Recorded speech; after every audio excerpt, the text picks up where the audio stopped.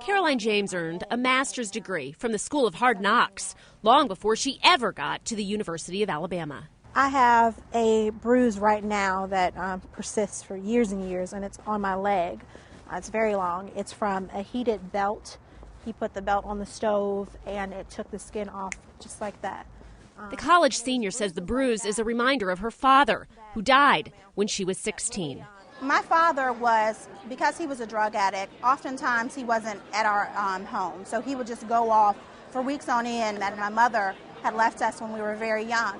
And so during those times, I would just take care of my brothers. I would do anything from gathering food from neighbors to fixing food in the house. Because they missed so much school, James taught herself and her younger brothers many of the basics, like how to read. Finally, she got help. I remember at 11 when I actually got us into the foster care system because I had to gather information on my father. I was taking crack and marijuana to the school to show my teacher, look, my father is a drug addict. We're not able to live in our own household. And so I was stepping up to be a mother, to raise myself at an age where most children are jumping rope. She was taken in by a foster family. Then her big break came in 9th grade. A magnet high school recruited her. It was a place that recognized her potential. Later, at 18, she aged out of the foster care system.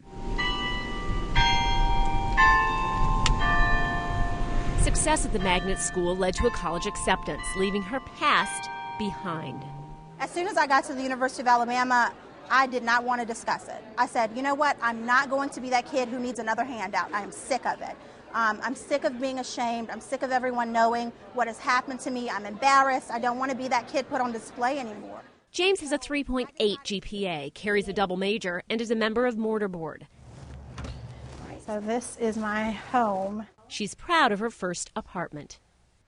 I'm very excited to have things that are of my own. Excited to have something to bring into a space that's my own. Where did you get your couch? I got my couch at a thrift store. It was $15. Very nice. Yes.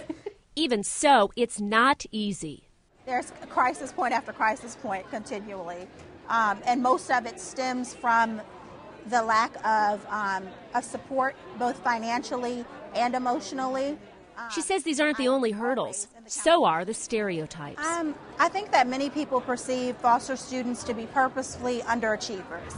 I think that they think, given the background that we've come from, we don't want to achieve, we don't want to do anything with ourselves. We have the tools, yet we don't really want to work with them.